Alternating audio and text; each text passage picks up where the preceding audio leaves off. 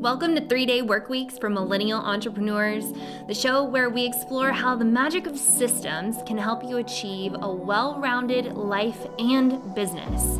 It's time to work smarter, not harder, and ditch that hustle harder lifestyle.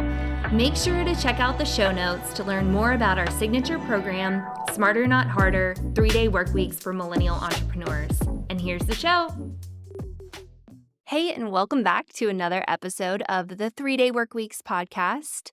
I'm your host, Kate Waldo, and I am so glad to be back. It's been too long, and I've been missing being in this chair and chatting with you guys. If you're watching on YouTube, you'll see that we kind of have a new setup. I'm trying something new and wanted it to be a little more fun and casual, but also have something for you to look at that is a little bit better than a corner of my office. So let me know in the comments what you think of the setup that we have. I'd love to hear your feedback. I am definitely not a professional YouTuber, so any suggestions are welcome. But I'm so happy to be here, and it has been quite a year. I know I've had some episodes come out, definitely, like the latest was the beginning of 2024. But in the last year, a lot has happened. And it's been a big year of growth and change. I think more than I thought that it would be. But it's all been good things, and I've had to learn a lot of patience. That was my word of the year last year, and God, the universe definitely gave me plenty of opportunity for that. So it's been nearly a year, almost to the day, of selling my professional organizing business, Orchid Organizing, and I could not be happier that all of that happened.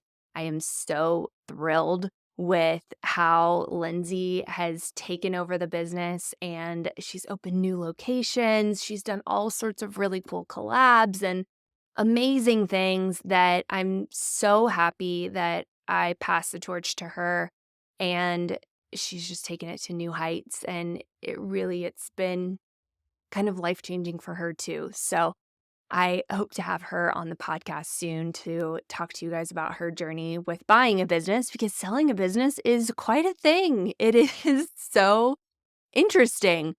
During the process, it was very emotional, even though it was something that I really wanted to do. I was very excited about doing. Lindsay was on board. She was so excited about it. It was still like my baby, like moving over to somebody else, moving on, being like, okay, you're a teenager. Now it's time to like go to college and move on with your life. I'm always here for you, but it's really cool to see you out in the world. It's funny. It's like a child. So that has been a really cool experience. And since oh my gosh, I've just been thrilled about the whole process and so happy that it's getting to live on. And it also is making a difference in Lindsay's life and everyone that she has on her team and all of her clients. So that's been really cool.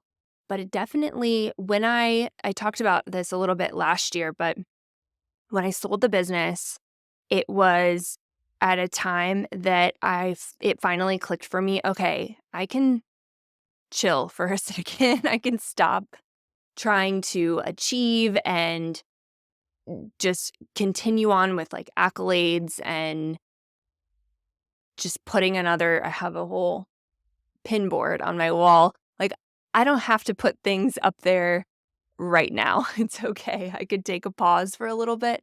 So for the first time in my life, really, I had the wherewithal to say, okay, I can chill out a little bit. I don't have to just move on to the next thing. I can really enjoy this while I have it. This is a really big deal, selling your business, having it move on to the next kind of generation, I guess, and just getting to sit in that. And then John and I got engaged July 1st of last year. And then within that time, planned an elopement, and we got married on August 31st of last year. So we had a really fun time. It was a whirlwind, but a very cool experience. I took a month off from my business, and we went to Italy. So we eloped. It was just John and I. We did, before we left, you have to legally, it's way easier to legally get married in the United States before you go. So we let our parents come to that. And then we went off to Italy and got married at this amazing resort. It was so cool. It was this medieval village that the Ferragamo family, the people who have the shoe company, well, fashion company, they took over this medieval village. They renovated it. Every building had a different purpose, different restaurants, spas, rooms, a villa, all sorts of things. And we got married on the property. It was literally like a fairy tale. It was me, John, our photographer, and our videographer. And the whole day was a fairy tale. It was unreal. And then we did an entire month in Italy. And that was such a cool experience. I'll talk about in another episode why we chose Italy, why we chose to do a month there, what our kind of thought process was, because it was more than just getting married. We had some ideas behind it. But anyway, when we got back, I got COVID like almost immediately. And so did John. And it was really rough. We've had it once before, like the year prior. And it was rough. It really knocked us on our butts. And it lasted what felt like forever. And then I think I got long COVID. I really don't know what exactly it was, if it really was like that or if it was more psychosomatic. I don't know. But I've been in a hibernation era. So since getting back from the wedding, pretty much until like March of 2024, I've been kind of hibernating. My body was like, we need a break and we're not doing anything.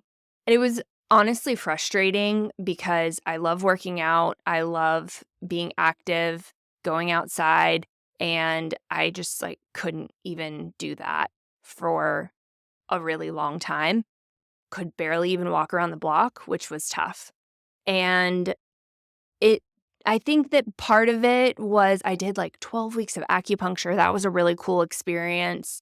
And I took some traditional Chinese medicine herbs. I had this traditional Chinese medicine doctor who helped me. And that was a really cool experience. I still go from time to time. And then got some blood work done, found out I was low in vitamin D, which chicken or the egg, because, I hadn't been outside in a while. So that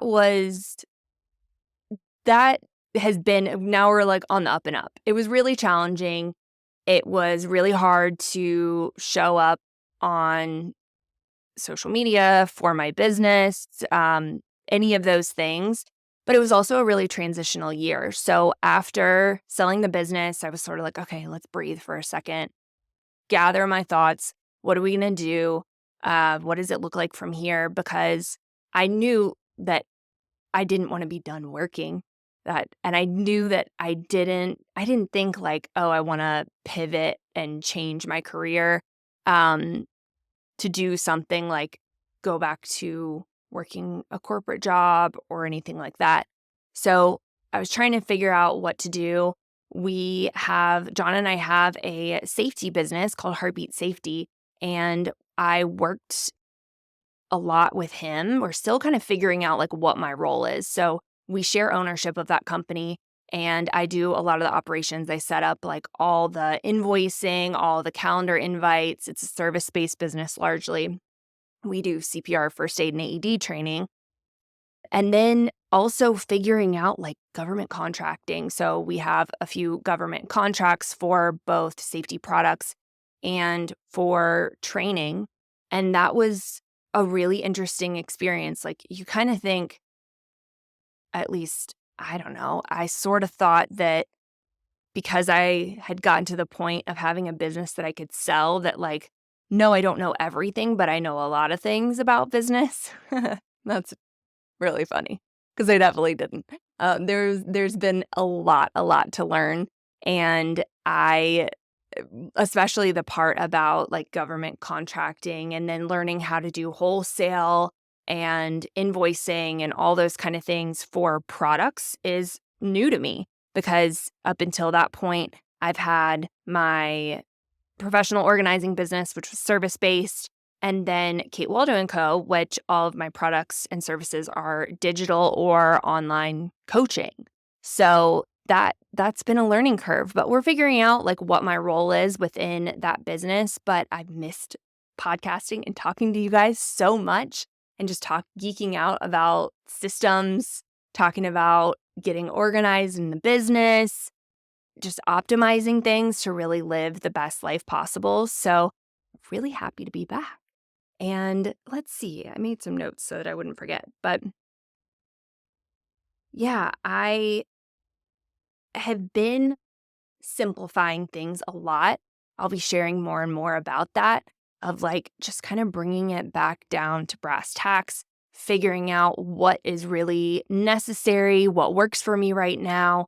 I've always been a really big believer in change and being okay with flexibility and change, that I kind of had a feeling from the get-go of becoming an entrepreneur that I knew I wouldn't always want it to be one particular way for the rest of my life. Like, maybe you start a family business and you're like, we're going to do construction till the end of time. Like my family on my mom's side, they have a construction business and it's just had its 100th year anniversary, which is really, really impressive. Very cool.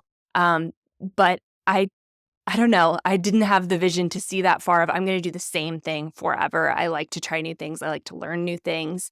I've always set things up to be able to change and grow with me. And that's the phase that I'm in right now, growing, changing in all sorts of cool ways, but really simplifying to be able to enjoy life and be fully present. I think that was a lot of what this season of hibernation was for me, was being really fully present and here and not just go to keep adding things. It was time to pause, reconsider, strip some things away. And it's been really good. I just wanted to share, I don't really have any takeaways for you. What my hope is that I want to share things with you that you might resonate with, or if you come across it, you're like, okay, I'm not the only one. One of my mentors, she recently shared a podcast episode where she talked about something really specific that happened in her life, that of something very similar happened to me several years ago. And it was so nice hearing her talk about it. I didn't need advice. I didn't need guidance. I didn't really need a it's okay, you're okay kind of thing. It was just genuinely nice to know that someone else went through that. I wasn't crazy and I'm not alone. So I hope that the things that I'm going to be sharing with you guys are just helping you feel like you're not alone. Maybe we can geek out on some system stuff together because that's my favorite. I've got some cool stuff coming, but at the same time, I'm not going to force myself to stick to a particular schedule or cadence of things. My goal really is consistency, but I'm figuring out what that means right now. So I'm glad that you're here. I'm glad that you're listening to this. If you are listening to it on your phone, screenshot the episode and post it on your stories and tag me and let me know that you're listening. If you're watching on YouTube, drop a comment and let me know what you think of the setup, because I think it's fun. You get to see my plants. I'm very proud of them. And it's a little more casual, like we're actually just hanging out. So thank you for tuning in, and we'll see you on the next episode of the 3-Day Workweeks podcast. Thanks so much for listening to the show today. If you're curious how you can create more white space while scaling your business, check out the show notes to learn more about our signature program, Smarter Not Harder, 3-Day Workweeks for Millennial Entrepreneurs. Make sure to rate and review the podcast wherever you're listening, and we'll see you on the next episode.